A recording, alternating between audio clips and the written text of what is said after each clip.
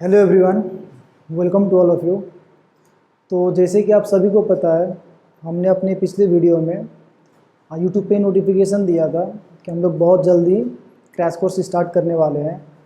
तो उसी को कंटिन्यू करते हुए आज हम आपके लिए क्लास 10th का क्वाड्रेटिक इक्वेशन चैप्टर लेकर आए हैं, जो कि आपके बोर्ड एग्ज़ाम के लिए बहुत ही हेल्पफुल होने वाला है।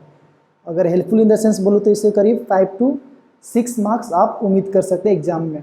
और बहुत स्टूडेंट्स को कन्फ्यूज़न ये भी थी कि क्वाड्रेटिक इक्वेशन से एक्चुअली कौन कौन से पोर्शंस डिलीटेड हो गए हैं, राइट। तो अगर आप डिलीटेड पोर्शंस की बात करते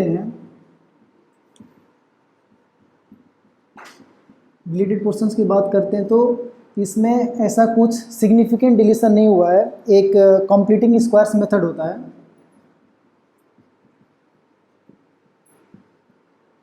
जो कि डिलीट हुआ है। और काफ़ी लोग, मैंने काफ़ी सारे वीडियोस देखे जिसमें कि बहुत लोग बोल रहे हैं कि 4.3 कम्प्लीटली डिलीटेड है, लेकिन ऐसा कुछ भी नहीं है।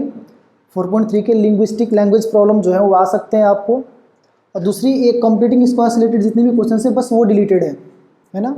बाकी जो भी लैंग्वेज से आपको क्वाड्रेटिक इक्वेशन बनाकर उसको सॉल्व करने हैं वो क्वेश्चन आपको देखने को मिल जाएंगे, ठीक है। तो चलिए आज का अपना क्लास हम यहीं से स्टार्ट करते हैं। और आपको यहाँ पे ऊपर सिलेबस भी दिख ही रहा होगा, जिसमें कि आप देख सकते हैं कि एप्लीकेशन बेस्ड प्रॉब्लम आने वाले हैं। तो चलिए शुरू करते हैं फिर। तो अगर हम क्वाड्रेटिक इक्वेशन की बात करें तो वो कौन से इक्वेशंस होते हैं जिससे हम क्वाड्रेटिक इक्वेशन कहते हैं, सबसे पहली बात, राइट।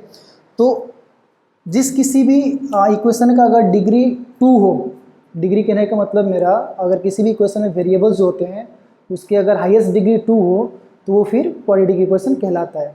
जैसे कि अगर मैं बोलूँ x² plus 2x plus 5 equals to 0, क्या ये क्वाड्रेटिक इक्वेशन है क्या?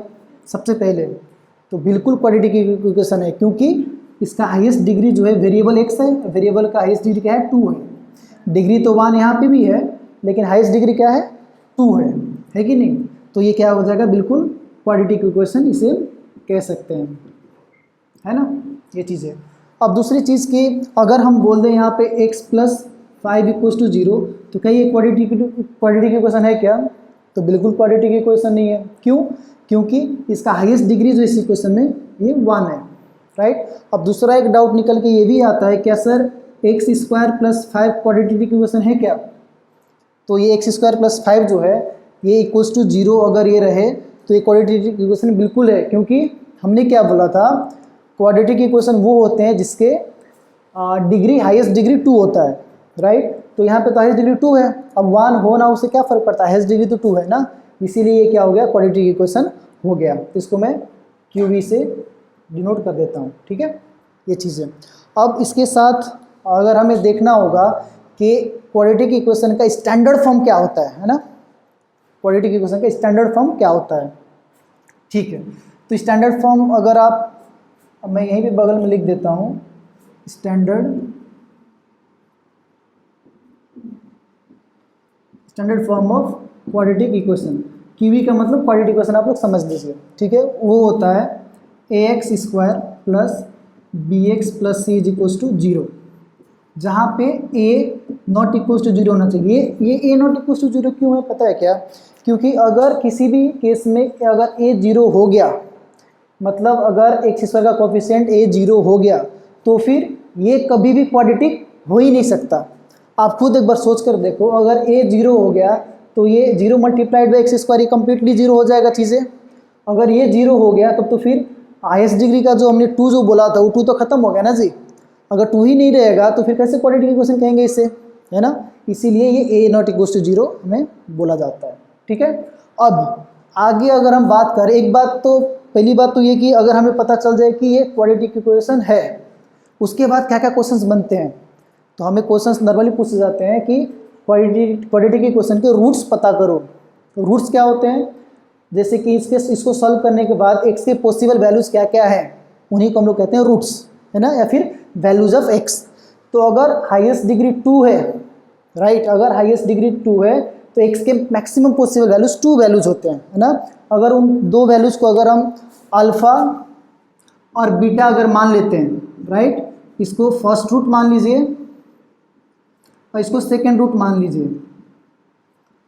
अल्फा और बीटा अगर मैं मानता हूँ तो इसमें एक दो केस बन के आते हैं, राइट। दो केसेस क्या है कि अगर मैं इन दोनों रूट्स को अल्फा प्लस बीटा को अगर ऐड करूँ, राइट, अल्फा प्लस बीटा को अगर ऐड करूँ तो ये हो जाते हैं माइनस बी बाई ए।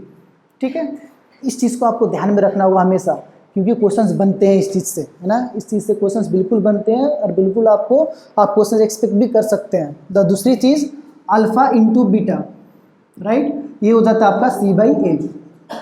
तो ये चीज़ें आपको हमेशा ध्यान में रखनी होगी। अगर अल्फा और बीटा हमारे क्वाड्रेटिक इक्वेशन के दो रूट्स हैं तो सम ऑफ रूट्स ये हो जाएगा, जिसको कि हम लोग कहते हैं सम ऑफ रूट्स, है ना, सम ऑफ रूट्स ये हो जाएगा, और वहीं पे प्रोडक्ट ऑफ रूट्स ये हो जाएगा, राइट। ठीक है, ये बात तो समझ में आ गई। अभी रूट्स मतलब मैंने बोला ना, फिर वही है, हम लोग जब क्वाड्रेटिक इक्वेशन को सॉल्व करते हैं तो हमें दो वैल्यूज़ मिलते हैं, राइट, वही दो वैल्यूज़ तो रूट्स है हमारा, है ना। तो सम ऑफ रूट्स ये हो गया और प्रोडक्ट ऑफ रूट्स ये हो गया। ठीक है, अब इसके आगे अगर हम बढ़ते हैं, ठीक है, अब ये भी यहाँ पे भी एक कॉन्ट्राडिक्शन आ रहा है, राइट। सर आपने सब कुछ तो बता दिया, आपने अल्फा बता दिया, बीटा बता दिया, दो रूट्स बता दिया, लेकिन ये तो बताओ कि रूट्स एक्चुअली निकालते कैसे हैं, है ना, रूट्स निकालते कैसे हैं। तो अब उस चीज़ पे हम लोग थोड़ा आ जाते हैं। ठीक है, तो इसको मैं ऐसे ही रहने देता हूँ और थोड़ा हम इस तरफ आ जाते हैं। और हाँ, एक और चीज़, अगर जैसे कि यहाँ पे b बाई ए और c बाई ए बोला गया है ना, तो ये b c कहाँ से आ रहे हैं भाई, यही हमारे क्वाड्रेटिक इक्वेशन के वैल्यूज़ हैं। जैसे कि अगर मेरे को यहाँ पे देखना हो, अगर इस क्वाड्रेटिक इक्वेशन में अगर मुझे देखना हो कि ये इसमें a का वैल्यू कितना है, b का वैल्यू कितना है और c का वैल्यू कितना है, राइट।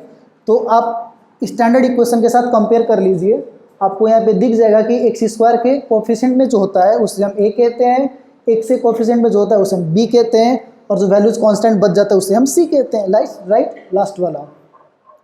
तो अगर इससे कंपेयर करें तो एक्स स्क्वायर का बगल में यहाँ पे क्या है जी, कुछ भी नहीं है, मतलब +1 है, +1। और हाँ, जब भी हम a b और c का वैल्यू लिखेंगे तो विथ टर्मिनल्स हमें लिखना होगा, इस बात का हमेशा ध्यान रखना। ये मैं ये चीज़ इसलिए बोल रहा हूँ क्योंकि अगर आप क्वाड्रेटिक इक्वेशन स्टैंडर्ड इक्वेशन जो कंपेयर करते हो, उसका अगर आप सारी वैल्यूज जो है ए बी सी का वैल्यूज जो अगर आप टर्मिनल्स के साथ लिखते हो ना, तो आपके एग्जाम्स में क्वेश्चंस रॉन्ग होने के चांसेस ही खत्म हो जाते हैं। समझ में आएगा? इसीलिए जिस तरीके से मैं बता रहा हूँ वैसे आप कीजिए, आपको डेफिनेटली नंबर मिलेगा और आपका क्वेश्चंस रॉन्ग कभी भी नहीं होंगे। ठीक, गारंटी ले रहा हूँ, इसका मतलब कि आपको मेरी स्टेप्स फॉलो करने होंगे, है ना। तो पहला तो a = +1 हो गया, कंपेयर किया। तो अब b को अगर मैं कंपेयर करूंगा ना, मतलब x के साथ, तो ये +2 है और यहाँ पे b है, राइट। तो b बराबर क्या हो जाएगा मेरा, +2 हो जाएगा, और c = क्या हो जाएगा, +5 हो जाएगा। देखना मैंने विथ टर्मिनल्स लिखा है, बहुत लोग बोलेंगे कि प्लस लिखने की तो ज़रूरत भी नहीं है, लेकिन फिर भी प्लस माइनस के साथ लिखना है, सो डैट हमारी जो भी एक गलती होने की उम्मीद होती है वो भी खत्म हो जाए बिल्कुल ही। ठीक है, चलिए ये हो गया, इस तरह से कंपेयर करके हम लिखते हैं। तो फाइनली अब बात करते हैं क्वाड्रेटिक इक्वेशन के सॉल्यूशन के बारे में, और सॉल्व करने के कितने किन तरीके हमारे पास अवेलेबल हैं। ठीक है, चलिए तो इसे मिटा देते हैं।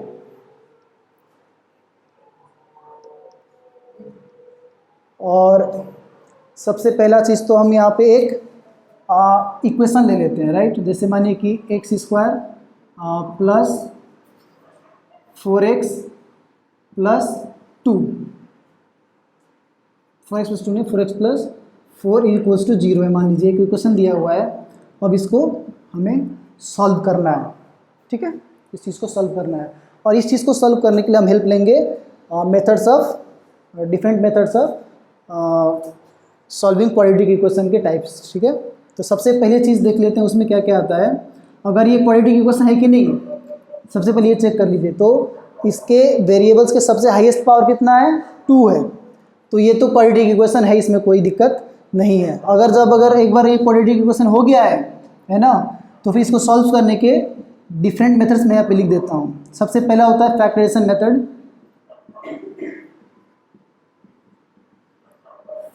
मेथड, और आपका दूसरा यहाँ पे होता है बाय यूजिंग क्वाड्रेटिक फार्मूला, और एक तीसरा आपका होता है कंप्यूटिंग स्क्वायर, कंप्लीट, जो कि ये चीज़ तो अभी कंप्लीटली डिलीट कर दिया गया। जो चीज़ डिलीट हो गया उस पर बिना मतलब का दिमाग ख़राब करने से कोई फ़ायदा है नहीं, राइट। तो इस चीज़ को हम लोग यहीं पे ख़त्म करते हैं और हमें इन दो चीज़ों पे कंसंट्रेट करना होगा, फैक्टराइजेशन मेथड और यूजिंग क्वाड्रेटिक फार्मूला, राइट। और एक और बात, आप चाहे ये मेथड करो या मेथड करो, आपको हमेशा ABC का वैल्यू निकालना ही होगा, राइट। ABC का वैल्यू निकालना ही होगा, ये चीज़ हमेशा ध्यान में रखना।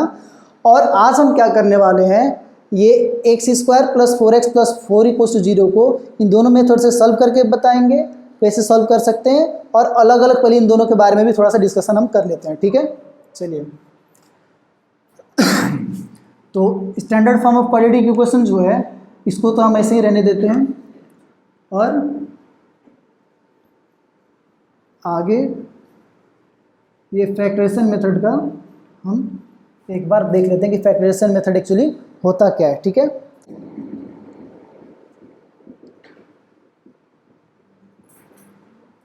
ये फैक्टराइजेशन मेथड क्या होता है ना, ये कैसे सॉल्व करते हैं, सबसे बड़ी बात ये हो जाती है।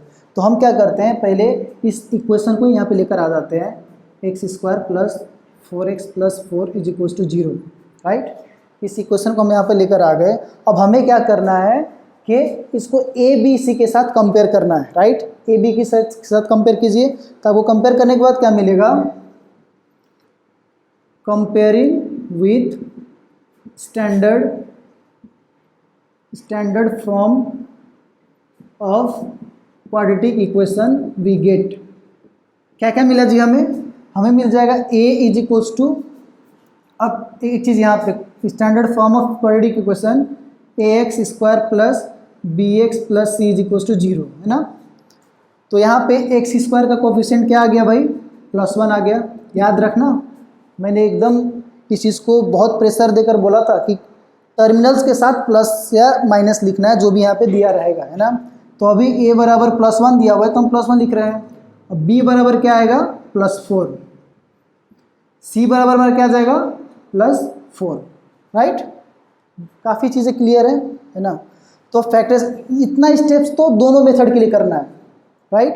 इतना स्टेप्स दोनों मेथड के लिए करना है। और इसके आगे क्या करना है वो देखिए, यहाँ पे आपको क्या करना है कि C × A कर दीजिए। C और A का वैल्यू आपको पता चल गया, मतलब ये जो C = +4 था, है ना, C = +4 है, तो C × A निकालिए, तो ये +1 × +4 कितना हो जाएगा, +4 आया, ++++4 आ गया, राइट। तो अब इस 4 को फैक्टराइज इस तरीके से करना है सो डैट हमें दो नंबर ऐसा मिले जिसको एडिशन करने के बाद 4 आना चाहिए। क्या, एडिशन करने के बाद, ये इसीलिए मैं बोल रहा था, जो ये मैं भी जितना भी अभी तक प्रेशराइज करके बोल रहा था ना, ये प्लस प्लस प्लस या माइनस माइनस जो भी लिखो कंपेयर करके, वो इसीलिए बोल रहा था सो डैट आपको लास्ट में ये पता चल जाए कि ये जो फैक्टराइजेशन करके जो वैल्यू निकालना है बी का, वो प्लस करके निकालना है या फिर माइनस करके निकालना है। ये बहुत बड़ा कॉन्ट्राडिक्शन होता है, ठीक है। अगर आप इस तरीके से करते हैं तो कभी भी कन्फ्यूजन नहीं होगा। तो अगर इसके 4 है, 4 को तो फैक्टराइज करना ही है, लेकिन फैक्टराइज करके जो नंबर आएगा उसको प्लस करके 4 निकालेंगे या फिर माइनस करके 4 निकालेंगे, राइट। तो हमें क्या करना है, इसके ये टर्मिनल्स को देखने हैं। अब ये कैसे है ये मत पूछना, पहले ही सब कुछ बता चुका हूँ मैं। ये +1 होता है, ये × +4 होता है, तो मल्टीप्लाई करने के बाद प्लस प्लस प्लस हो गया, 4 × 1 = 4 हो गया, इसलिए ये प्लस आया हुआ है, ठीक है। चलो, तो जब हम इसकी बात करते हैं तो 4 को फैक्टराइज कर लेते हैं एक बार। फैक्टराइजेशन तो शायद तुम लोग को आता होगा। ये रहा 4, इसको फैक्टराइज करना शुरू करो। सबसे पहले किससे करेंगे, 2 से करेंगे, तो 2 × 2 = 4, और ये बस इतना ही, 2 × 1 = 2, तो 1 की तो जरूरत है नहीं क्योंकि प्राइम फैक्टराइजेशन करते हैं हम लोग हमेशा, है ना। तो ये 2 × 2 = 4 मतलब कि आपका 4 का फैक्टर्स क्या क्या है, 2 और 2 आ गया ना फैक्टर्स 4 के। तो इन 2 को ऐसे एडजस्ट करना है सो डैट हमें 4 मिल जाए। तो ये तो बहुत आसान है, ये क्वेश्चन आसान था इसलिए इतना अच्छे से हो गया। बहुत बार क्या होता है कि फैक्टराइजेशन करने में हमको सब सेटिंग करना होता है, राइट। तो सबसे पहला एक ये देख लो, इस चीज़ को कैसे एडजस्ट करेंगे। यहाँ पे x² + x को रख लो आप यहाँ पे, और जो भी दो नंबर आपको मिले हैं जिसको कि आप एडिशन करके आप 4 बनाने वाले हो, वो नंबर है आपके 2 और 2, क्योंकि 2 + 2 4 हो जाता है। तो हम एक काम करते हैं, यहाँ पे 2 + 2 कर देते हैं और ये +4 = 0 ले लेते हैं। ठीक है, ये चीज़ है ना, इसमें तो कोई तकलीफ नहीं होगी ना। अब आगे अगर हम देखेंगे तो क्या होगा, इसको मल्टीप्लाई कर लेते हैं, x² + x × 2 2x + x × 2 2x + 4। अब इसको ऐड करके मत मल्टीप्लाई कर देना, फिर वही आ जाएगा, है ना। तो फिर ये यहाँ पे इन दोनों में से क्या कॉमन ले सकते हैं भाई, x कॉमन ले सकते हैं, यह हो गया x + 2। इन दोनों में से +2 कॉमन लेंगे, x + 2 हो गया = 0। फिर आगे देखेंगे तो ये दोनों में से फिर x + 2 कॉमन ले लेंगे, इतना अलजेब्रा तो आता होगा, फिर बच गया x + 2 = 0। अब आइदर x + 2 = 0 और x + 2 = 0, दोनों एक ही चीज़ आ गए ना, इसलिए आइदर ये या वो। फिर यहाँ पे आ जाएगा x = -2, फिर यहाँ पे आ जाएगा x = -2, मतलब कि दोनों वैल्यू सेम आ गए। तो ऐसा कैसे पॉसिबल हो सकता है, क्वाड्रेटिक इक्वेशन में क्यों नहीं हो सकता, दोनों वैल्यू सेम हो सकते हैं, है ना। ठीक है, तो ये चीज़ तो आपको समझ में आ गई होगी। अब आपको एग्जाम में 1 नंबर के क्वेश्चंस में ये भी पूछ सकते हैं कि बताइए ये इक्वेशंस क्वाड्रेटिक इक्वेशन है कि नहीं, तो वो तो चेक करने का तरीका मैंने बता दिया आपको। लेकिन सबसे ज़्यादा इंपॉर्टेंट ये है कि अगर आपको क्वाड्रेटिक इक्वेशन दे दिया जाए तो फिर आपको उसको फैक्टराइजेशन मेथड से कैसे सॉल्व करते हो। ठीक है, तो एक तो मैंने ये क्वेश्चन आपको दिखा दिया, और एक क्वेश्चन मैं आपके टेक्स्ट बुक से भी लेना चाहूँगा, जो कि एक लैंग्वेज प्रॉब्लम टाइप के आप बोल सकते हो, और आपको ये क्वेश्चन ऊपर यहाँ पे दिखने को मिल जाएगा।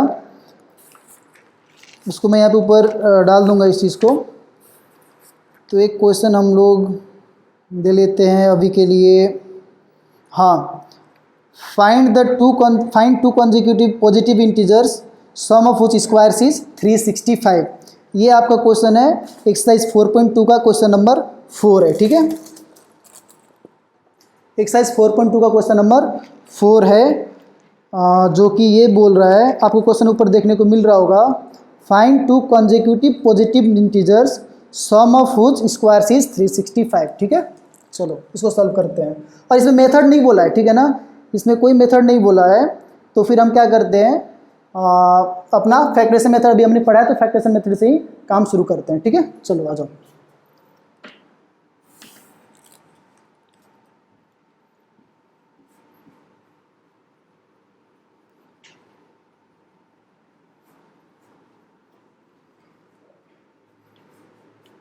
मात्र 30 से 40 डेज हमको देने हैं। मैंने भी पहले भी ये चीज़ बोल रखा है, आपको सिर्फ 30 to 40 डेज हमारे साथ काम करने हैं। उसके बाद फिर आपके रिजल्ट्स जो है वो 90% से ऊपर आएंगे, ये मेरी गारंटी है। ठीक है, मैथमेटिक्स के अंदर सारी पोर्शंस में ऐसे ही कवर करने वाला हूँ। तो पहला ये जो क्वेश्चन जो ले रहे हैं हम 4.2 का क्वेश्चन नंबर 4, ये क्या बोल रहा है, find 2 consecutive positive integers sum of which squares is 365।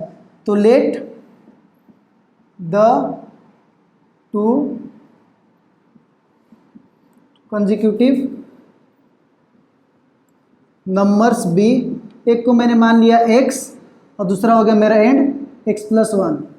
इसमें किसी को कोई परेशानी नहीं है ना, कंसेक्यूटिव नंबर कैसे लेते हैं। अगर किसी को इस चीज़ में दिक्कत हो रही हो तो कमेंट करके बताना, मैं उसके लिए एक सेपरेट वीडियो बना दूंगा। लेकिन अगर इस चीज़ को अभी एक्सप्लेन करने का तो वीडियोज़ काफ़ी लंबी हो जाएगी। ठीक है, तो ये चीज़ हो गया। और according to question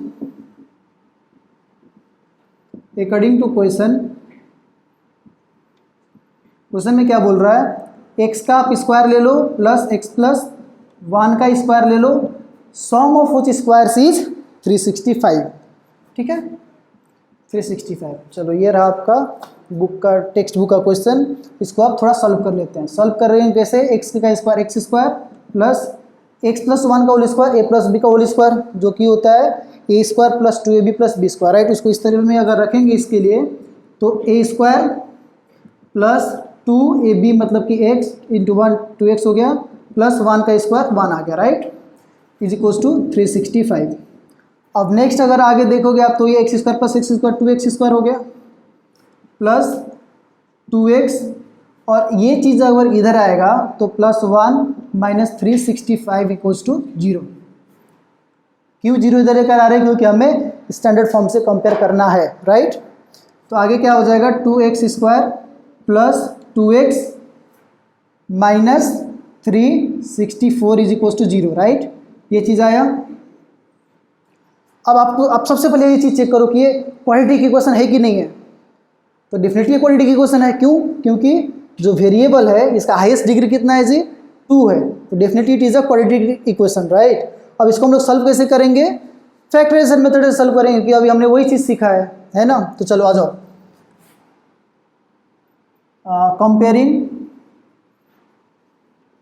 comparing with standard form ax² + bx + c is equals to 0 we get, क्या मिला हमें? इसको थोड़ा इधर मैं सॉल्व करता हूँ, ठीक है। हमें मिलेगा a इज इक्वल्स टू, क्या मिलेगा भाई, a इक्वल्स टू x² के बगल में जो है वो क्या है, a है। तो भाई देख लो यहाँ पे 2 है, 2 मतलब कि +2। मैं फिर बोल रहा हूँ टर्मिनल्स के साथ, सो डैट एग्जाम में थोड़ा सा भी गलती होने की चांसेस ना हो, याद रखना। a इक्वल्स टू 2 हो गया, b इक्वल्स टू कितना होगा मेरे भाई, b के जगह पे क्या है यार, यहाँ पे है +2 है ना, कोफिशिएंट ऑफ x। तो ये हो गया b इक्वल्स टू +2 हो गया। अब बताओ c कितना है टर्मिनल के साथ, यही मैं बोला, देखो -364 आ गया ना, तो यहाँ पे c कितना आ जाएगा, -364, ठीक है। ऐसा चीज़ आ गया, कोई दिक्कत नहीं। तो एक चीज़ करते हैं यहाँ पे हम, इस चीज़ को अब क्या करेंगे, a और c को क्या करते हैं, मल्टीप्लाई कर लेते हैं, राइट। c इंटू ए, क्योंकि मैंने हमेशा बोला हुआ है। तो c इंटू ए कितना हो जाएगा, ये +2 इंटू सी कितना हो जाएगा, -364। तो ये आपका आ गया प्लस माइनस, और 8 12 का 2 कैरी 1 728 है ना, 728 आ गया। और फिर फर्दर इस चीज़ को हम क्या कर सकते हैं, 728 तो आ गया। अब क्या बोला, मैंने क्या बोला था कि ये जो रिजल्ट आएगा इसी चीज़ को फैक्टराइज करके कुछ ऐसे एडजस्ट करना है सो डैट हमारा ये 2 आ जाए। ये 2 आना बहुत ही ज़्यादा ज़रूरी है, ठीक है। तो आ जाओ, तो इसको 728 को हम करते हैं। तो सबसे पहले 2 3 जा 6, 2 6 जा 12, और 2 4 जा, ये तो 2 364 आ गया। फिर 2 18 जा 36 182 हो गया। फिर 2 91 जा, फिर ये इसको अगर हम देखेंगे तो ये कटेगा 3 से, कटेगा क्या, नहीं कटेगा, 3 4 5 6 7 से कटेगा, 7 13 जा, है ना, 7 13 जा कट गया। अब इन सभी जो फैक्टर्स हैं इसको एडजस्ट करके हमें क्या बनाना है, 2 बनाना है। लेकिन कैसे बनाना है, माइनस करके, ये चीज़ ध्यान रखना है, कैसे बनाना है, माइनस करके। तो आ जाओ, तो फिर हमारा इक्वेशन कैसा बन जाएगा, ये 2x² प्लस x मैंने यहाँ पे रख लिया, और यहाँ पे कोई 2 नंबर को माइनस करके हम 2 लाएंगे, ठीक है। जैसे कैसे, देखो नंबर सेलेक्ट करो। अब एक तो ये 13 को 13 रहने दो यहाँ पे, 7 2 जा 14 2 जा 28 28 2 जा 56, ये नहीं होगा, 7 2 जा 14 2 जा 28, हाँ एक नंबर हो गया मेरा 28, 7 2 जा 14 2 जा 28 28 हो गया, और दूसरा 13 2 जा 26, तो इसका क्या आ गया 26। 28 और 26 2 नंबर मिल गए मुझे। अब यहाँ पे मैं कर सकता हूँ आराम से, 28 माइनस 26, ये आगे देखो तो 2 आ गया ना, 28 माइनस 26, और फिर बचा क्या, -364 इज इक्वल्स टू 0। कोई दिक्कत इसमें, कोई दिक्कत नहीं। तो इस चीज़ को मैं यहाँ से हटा देता हूँ, और तुम्हारे पास अब मिले क्या, 2x² plus plus plus 28x plus minus minus 26x minus 364 is equals to 0। अब इन दोनों में से कॉमन ले लो, देखो 2x तो कॉमन मुझे दिख रहा है, तो क्या बचेगा, x प्लस 14x, है ना। और यहाँ से क्या मिलेगा आपको, आप 26 अगर आप लेते हो कॉमन, तो फिर यहाँ पे 14 बचा, राइट, हाँ। तो यहाँ से अगर हम 26 कॉमन लेते हैं, -26, तो ये बचेगा आपका x प्लस 14 एक्स प्लस 14 बचा है ना, ओके, इज इक्वल्स टू 0। तो ये आपका आ जाएगा एक्स प्लस 14 से कॉमन ले लो, एक्स प्लस 14 यहाँ से मैंने कॉमन ले लिया और बचा क्या फिर 2x minus 26 is equals to 0, right. अब फिर इसके बाद तो बहुत आसान है, मैंने बोला हुआ था कि आपको क्या करना है, either x plus 14 equals to 0 और x minus 2x minus 26 equals to 0, है ना, x प्लस 14 इक्वल्स टू 0 और 2x माइनस 26 इक्वल्स टू 0, ठीक है। अब इसके बाद दिया आ जाएगा आपका x इक्वल्स टू माइनस 14 और यहाँ से आ जाएगा 2x is equals to 26, x is equals to 26/2 जो कि 13 हो गया। तो यहाँ से x इक्वल्स टू क्या आ गया, 13 आ गया। तो एक आपका आंसर आया -14 और एक आंसर आ गया क्या, 13। शायद इस क्वेश्चन में तो कोई परेशानी नहीं होगी, है ना। और आप बोलोगे सर यहाँ से 2 कॉमन नहीं ले सकते क्या, ले लो यार, 2 कॉमन ले लो, अगर कॉमन ले सकते हो तो। अगर बिना कॉमन लिए भी करते हो तो आंसर में कोई फर्क नहीं पड़ेगा, कॉमन लेकर भी करोगे तो आंसर में इतना ही आएगा। ये तो हो गया फैक्टराइजेशन मेथड से सॉल्व करने का तरीका। अब क्या हमें क्वाड्रेटिक फार्मूला से सॉल्व करने में इससे आसानी होती है या इससे तकलीफ होती है या फिर अगर जब इससे हम कर ही सकते हैं तो फिर हमें क्वाड्रेटिक फार्मूला की ज़रूरत ही क्यों पड़ी, ठीक है। इन सारी चीज़ों के बारे में हम अगले क्लास में डिस्कस करेंगे। तो आज के लिए हम सिर्फ फैक्टराइजेशन मेथड तक ही सीमित रहते हैं और फिर आपसे मिलते हैं अगले क्लास में क्वाड्रेटिक इक्वेशन के पार्ट 2 में, ठीक है। फिर आज के लिए इतना रहने देते हैं।